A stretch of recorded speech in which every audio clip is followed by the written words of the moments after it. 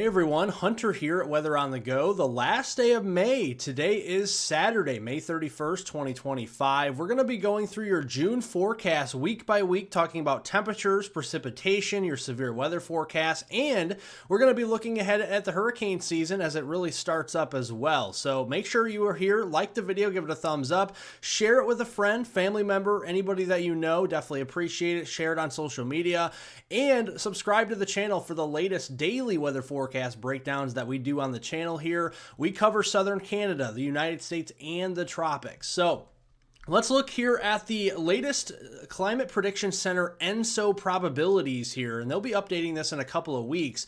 But their latest update here has in neutral conditions continuing through June, and you can see it's up near 90%, at roughly an 89% chance. So ENSO neutral conditions will continue to be the rule of roost that we see going through the month of June. So what is the official temperature outlook from the Climate Prediction Center in June? We have the warmest conditions favored across the desert southwest into Arizona, New Mexico there, and then down into southern Florida, where we've had ongoing drought here from May into June. That'll likely feature a lot of warmer temperatures because drier soil heats up a lot faster when the sun angle this time of year. Looking at precipitation outlook for June, it looks drier across the west, specifically the Pacific Northwest down and through the Rockies, parts of West Texas. Equal chances of above or below normal precipitation for places like central and southern California foothills, Nevada, and Arizona as some of the monsoonal moisture, as we have some recurvature of East Pacific storms that could bring some moisture up through there. Equal chances of above or below normal precip there in the heartland. This includes the western ag belt there. So be keeping an eye on that. And then above normal, more of a garden spot for precipitation expected in the eastern ag belt. This is all of the eastern seaboard, the northeast, the mid-Atlantic, and the southeast. This does include Florida, and some of this moisture could be above normal due to some tropical influence from the Gulf, the Caribbean, and the western Atlantic. So we'll be keeping a very close eye on that. Speaking of named storms through June, looking here at climatology, a lot of those named storms, if they do happen to pop up, will be across the Gulf Coast states or up there into the Carolinas, as it's more homegrown type of development. Earlier on in the season, you have a stronger cold front that may be able to drop south, and that cold front gets hung up here into the northern Gulf and into portions of the western Atlantic, and that could create a lot of spin and get maybe a tropical depression or a tropical storm going as we go through the month of June. As far as June hurricanes go, climatology favors it into the eastern Gulf, but I actually would argue the western Caribbean this year could also be an area to watch for some of that to develop, so we'll be keeping a very close eye on that as we go through the month of June, and as far as hurricanes are concerned. Now let's look here at the latest for our temperatures that we did see in May. It was a warm May across the Pacific Northwest up here into the northern high plains like the Dakotas and Minnesota. You guys remember back there earlier in May, we had a couple days in a row of 100-degree temperatures very early in the season here for that up into North Dakota. It was cooler to the south down here in the southern plains and the Ohio Valley, and that is expected because we saw a lot of precipitation, and we saw a lot of it there from Texas all the way up into the Ohio Valley, much of Dixie Alley, the southeast, the mid-Atlantic, the northeast, very wet there in May. In fact, areas in central Alabama are running 15 inches above the norm, a surplus so far for this time of year, and very dry here in Iowa, northern Missouri in particular. You see these deeper browns and reds. Those are areas well below normal with precipitation, so the farmers would love the moisture there in Iowa, especially northern Missouri, even over into northern Illinois. We did see some moisture here surplus in the western and central Dakotas, down into the Nebraska Panhandle. Unfortunately, some of that did come at the cost of severe weather, but we did see that nonetheless, so that is some good news. Those areas are running above normal. Our snowfall here across portions of the Rockies and the higher elevations running above normal as well, about 80 inches almost in parts of Montana in the highest of elevations. So we are seeing quite a bit of snowfall out there so far this May, and that is definitely going to continue probably into early June. Now let's look at our June temperature forecast for the first week of June. This is from June 1st through June 8th. Notice it's cooler really across a large chunk of the lower 48 here. There will be some warm spots down here in South Texas and into Louisiana, also across the west coast there, and then southern Canada.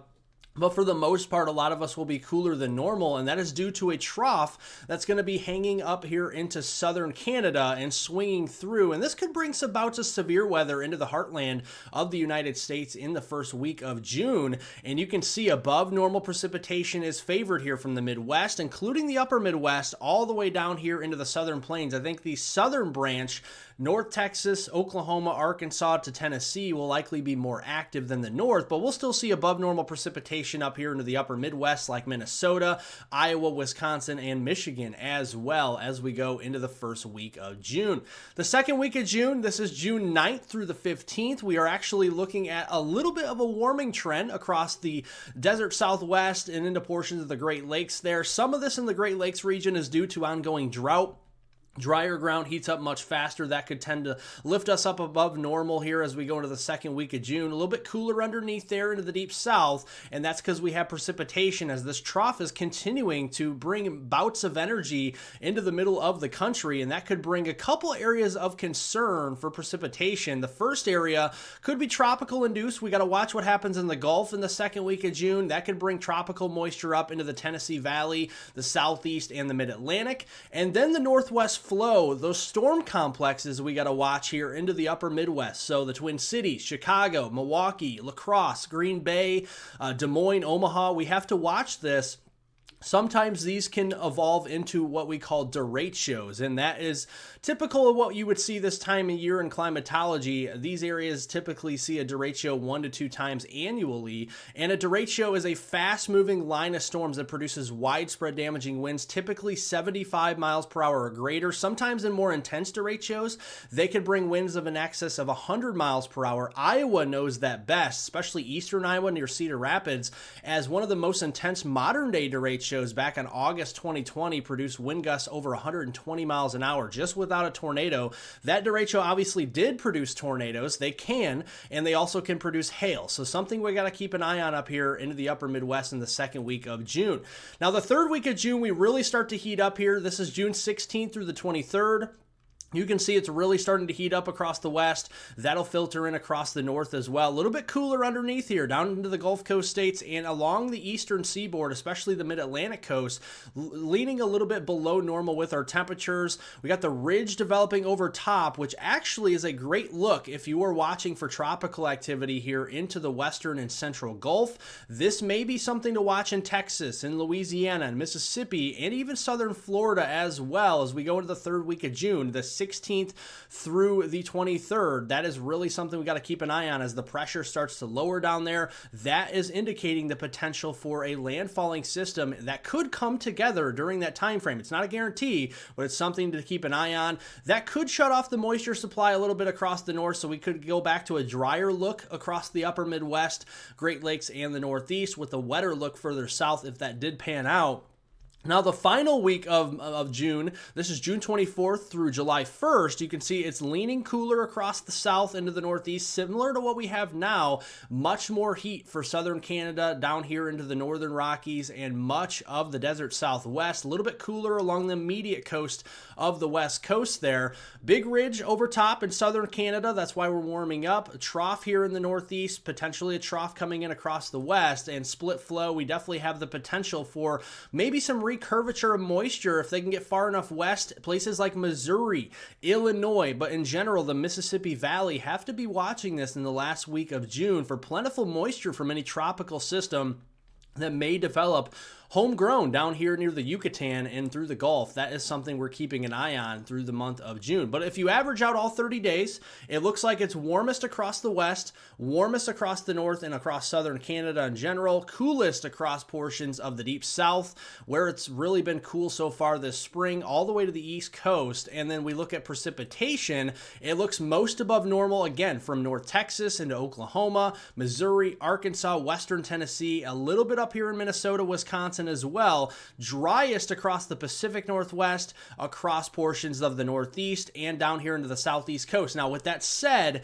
if a tropical system actually developed here and moved further east, than this model is showing, then this would be flipping to more of an above normal look for Georgia, Alabama, South Carolina, and Florida. So this is very, very highly sensitive to changing as we go here over the next couple of weeks. That is definitely a possibility down here into the southeast coast.